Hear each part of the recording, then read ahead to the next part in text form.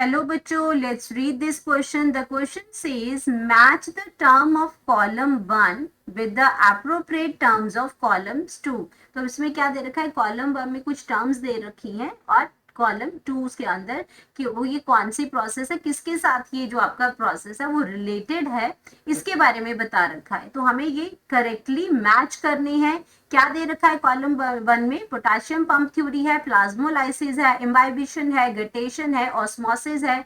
जबकि कॉलम 2 में semi permeable membrane है, हाइड्रोथोड्स है, स्टोमेटल मूवमेंट है, एक्सोस्मोसिस है और हाइड्रोफिलिक कोलाइड्स हैं।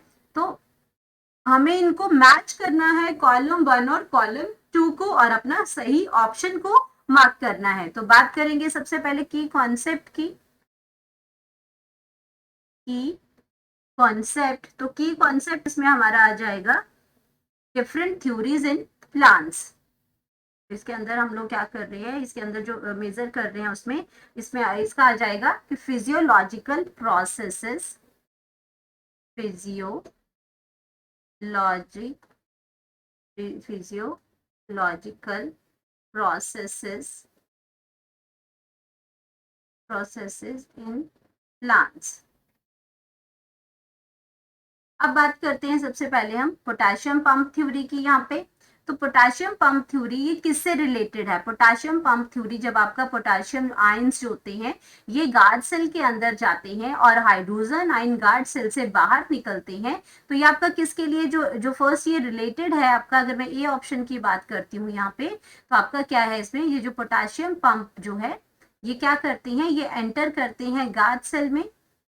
गार्ड सेल में ये एंटर करेंगे और ये क्या करेंगे, उसमें वाटर पोटेंशियल को डिक्रीज करेंगे, वाटर पोटेंशियल को डिक्रीज करते हैं यहाँ पे जाके।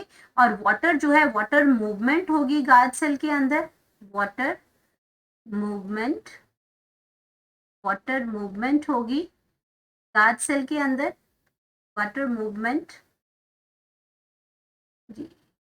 Water movement in guard cell, water movement in guard cell, guard cell के अंदर हुआ और उससे क्या हो गया, स्टोमेटा ओपन हो गए, स्टोमेटा ओपन हो गए। अब क्या होगा, वाइस वर्सा, जब आपके जो पोटेशियम आयन जो गार्ड सेल से बाहर निकल जाएंगे तो वाटर पोटेंशियल फिर से इंक्रीज हो जाएगा और वाटर जो है वो उसके अंदर गार्ड सेल से बाहर निकलेंगे, ये आपके फ्लैसिड हो जाएंगे और स्टोमेटा जो है वो फिर से क्लोज हो जाएगा। तो इसका जो मेनली कंसर्न था वो था स्टोमेटल की मूवमेंट की वजह से कि ओपन होता है ये क्लोज होता है। अब अगर हम अब सेकेंड इसके ऑप्शन की बात करते हैं, प्लाज्मोलाइसिस की बात करते हैं, तो आपका ए आ गया और यहाँ पे ये बी आ गया। तो इसमें दिखा है प्लाज्मोलाइसिस। तो प्लाज्मोलाइसिस क्या होता है, जब आपका क्या होता है, जो इसमें प्लाज्मा मेम्ब्रेन जो होती है जो इंटैक्ट होती है प्लांट सेल के अंदर, लेकिन जब आपका वाटर जो है हाइपरटोनिक सोल्यूशन में आ जाता है, जब आपका जो सेल जो है हम लोग उसको क्या करते हैं, हाइपरटोनिक सोल्यूशन के अंदर डालते हैं, हाइपरटोनिक सोल्यूशन के अंदर ही वो प्रेजेंट होता है। हाइपरटोनिक सोल्यूशन का मतलब होता है कि सॉल्यूट, मोर सॉल्यूट और लेस वाटर, ये आपका प्रेजेंट हुआ। तो इसके अंदर एक्स ऑस्मोसिस होती है, एक्स ऑस्मोसिस होती है और इस एक्स ऑस्मोसिस की वजह से क्या होगा, वाटर जो होगा वो सेल से बाहर आ जाएगा, water comes out of cell, तो उससे जो प्रोसेस होती है उसको हम कहते हैं प्लाज्मोलाइसिस, प्लाज्मोलाइसिस। तो प्लाज्मोलाइसिस किससे रिलेटेड है, एक्सऑस्मोसिस से रिलेटेड है।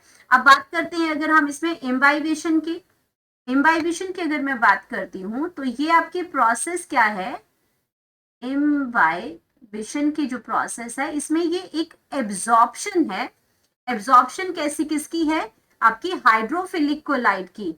इम्बाइबिशन जो आपकी एब्जॉर्प्शन है, absorption of the solid particles है, सॉलिड जो कोलाइड पार्टिकल्स हैं आपकी उनकी एब्जॉर्प्शन है। ये एक स्पेशल टाइप का डिफ्यूजन है। इम्बाइबिशन को हम ये भी कह सकते हैं कि ये एब्जॉर्प्शन है, या फिर हम इसको ये भी कह सकते हैं कि ये आपका स्पेशल टाइप ऑफ डिफ्यूजन है, स्पेशल टाइप ऑफ डिफ्यूजन है। इसमें आपका क्या करते हैं, वाटर जो है वो आपका इसमें एब्जॉर्प्शन होती है उसमें, लेकिन सॉल्यूशन फॉर्मेशन नहीं होता है। और इसके अंदर जो आपका जो एड्जॉर्बेंट जो होता है वो एड्जॉर्बेंट कैसा होना चाहिए, हाइड्रोफिलिक कोलाइड होना चाहिए, मतलब उसको वाटर से प्यार होना चाहिए, तभी तो वो अपने साथ एडियर कर पाएगा उस वाटर को।